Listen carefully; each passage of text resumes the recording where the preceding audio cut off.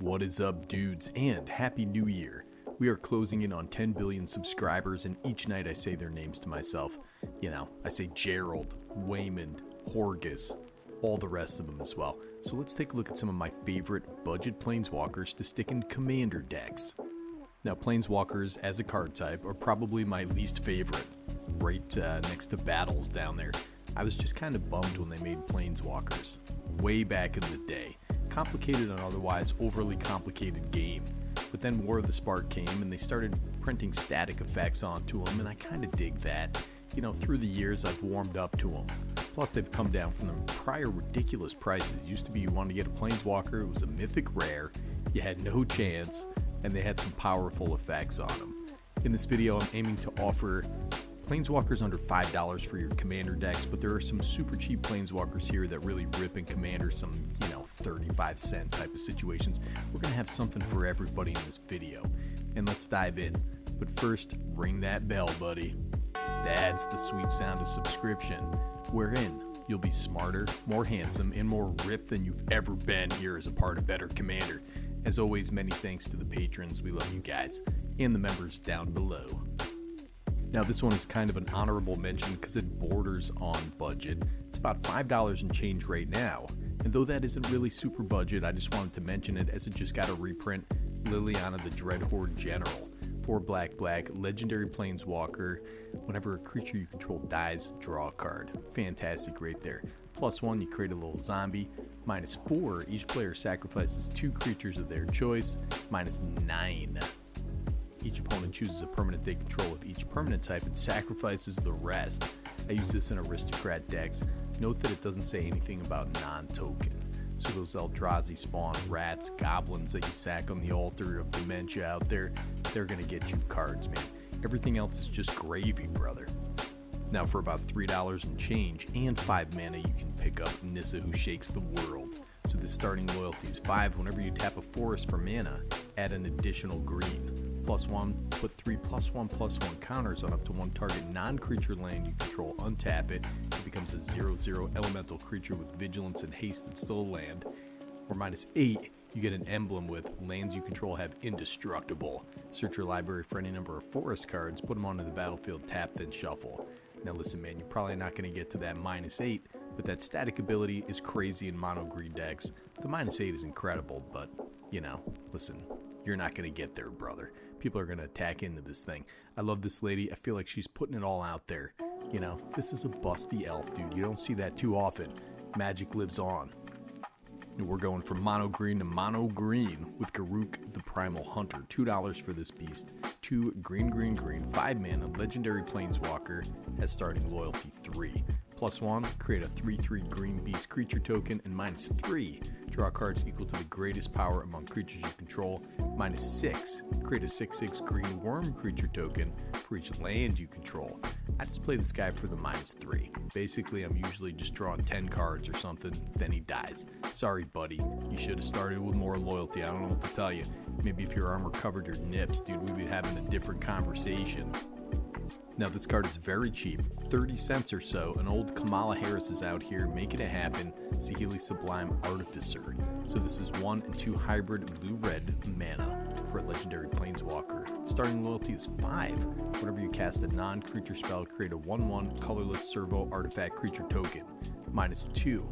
Target artifact you control becomes a copy of another target artifact or creature you control until end of turn, except it's an artifact in addition to its other types. That can come in very clutch, but I'm here for that static ability. In a Spellslinger artifact center deck, this is making lots of little artifact creature fodder goodness, man. Great value for 3 mana. Now this card is 50 cents, riding the serpent in the ocean of my heart, dude. Kiora Behemoth Beckoner. 2 and a hybrid green-blue for a legendary Planeswalker. Starting loyalty is 7. Whenever a creature you control with power 4 or greater enters, draw a card. Has -1 untapped target permanent.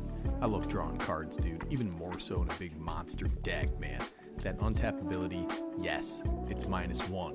You can only conceivably get 7 activations, but how the heck long are your commander games? That's not enough. I use this in Zaxara and various other decks that want to be untapping my commander. That untapped target permanent effect is ramp, dude, make no mistake. Coming in at under $1, we have Tyar J Brawler. Speaking of untaps, 1 black and a green, legendary Planeswalker, has starting loyalty 3. You may activate abilities of creatures you control as though those creatures had haste. +1, untap up to 1 target creature. -2, mill 3 cards, then you may return a creature card with mana value 2 or less from your graveyard to the battlefield. Look at me directly in my eyes and tell me that's not Cousin Larry from Perfect Strangers with Bronson Pinchot. Try and tell me that, dude. That's Cousin Larry. This is a Planeswalker, $1 version of 1,000-Year Elixir. Definitely not as broad, probably not as good, but with 1,000% more right hook, brother.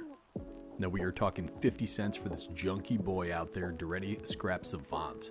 So this is 3 in a red, legendary Planeswalker, starting loyalty is 3. +2, discard up to 2 cards, then draw that many cards. -2, sack an artifact. If you do, return target artifact card from your graveyard to the battlefield. -10, you get an emblem. Whenever an artifact is put in your graveyard from the battlefield, return that card to the battlefield at the beginning of the next end step. This guy can be your commander. I have seen some decks out there with this guy at the helm, but give me that Pope hat, dude. This guy's nuts in an artifact deck, more so because of the rummaging and recursion. Sack a servo, get back the worm coil engine you just discarded last turn. Very powerful card, but also great in the 99. Now this is another War of the Sparks slapper and under $1, Ashak the Dream Render. So this is 1 and 2 hybrid Dimir mana. For an Ashak, starting loyalty is 5. Spells and abilities your opponents control can't cause their controller to search their library. Come on, dude. -1, target player mills 4 cards, then exile each opponent's graveyard. Target yourself, dude. This is great in a self-mill deck. This guy really shines in that archetype, and his incredible graveyard hate for the rest of the table. That anti-search technology makes him super hated as soon as he comes down. That's how you know it's good, man. Tezzeret, Betrayer of Flesh. Listen, during the wintertime, it gets a little dry out there. You gotta use lotion, dude. Don't betray your own flesh. This guy hates his own skin. Get it off. 2 blue, legendary Planeswalker. This guy's starting loyalty is 4. The first activated ability of an artifact you activate each turn costs 2 less to activate. +1, draw 2 cards, then discard 2 cards unless you discard an artifact card. -2, target artifact becomes an artifact creature. If it isn't a vehicle, it has base power and toughness 4/4. So you're basically crewing a vehicle if you have a vehicle type of deck. -6, you get an emblem with whenever an artifact you control becomes tapped, draw a card, which is fantastic. The real meat of this guy, besides that +1, is in clue decks, man. You have all those clues lying around, sack 1 a turn for free, dude. And if it's free, put it under my tree. Coming in at $2 and change, we have Dak Faden out here, the classic. 1 blue and a red, legendary Planeswalker, has starting loyalty 3, has +1. Target player draws 2 cards and discards 2 cards, or -2, gain control of target artifact. That's it right there, man. -6, you get an emblem with whenever you cast a spell that targets 1 or more permanents, gain control of those permanents. This guy's out there with the red right hand, man. He's the thief, dude. Gain control of target artifact. The man with the hand. He's been digging around in the spaghetti sauce. He's looking for those meatballs he could dig out and take control of. The 3 mana for that effect, plus whatever else you do, is gravy, dude. Sicilian gravy.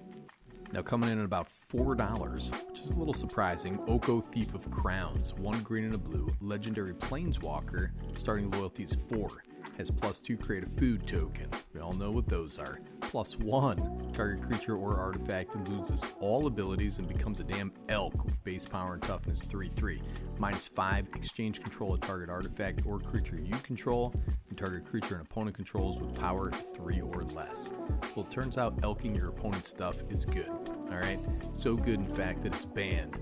And its ban page looks like a Christmas ribbon with way more red than green, dude. Stupid sexy Oko. It's because he's too sexy, man. He came here, dropped that shirtless pose, dude, and all of a sudden he's banned? Come on, man. That's the deep state BS right there. Why is he so massively rizzed up? He's chilling in the forest like that. Come on, dude.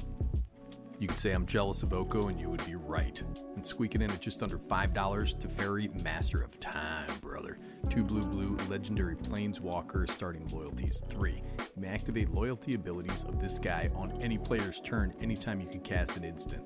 +1, draw a card, discard a card. That's fantastic. A little looting effect. -3, target creature you don't control phases out. -10, take 2 extra turns after this one, man.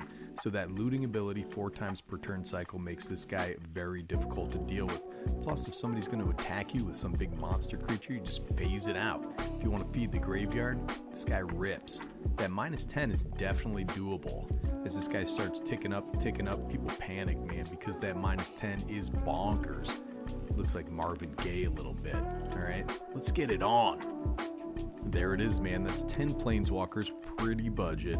You can slap in your commander decks, cards I've used before in my decks. And I like these cards. I like these bad boys. There's some literal bad boys here, man. And if I'm building on a budget, I want to know what I can slap in there for excellent effects. And let me know in the comments below whether you like Planeswalkers. And like Teferi said, be kind to each other, all right? He's like Jesus out there. He's like Time Jesus, man. Nikki G, Better Commander, signing off.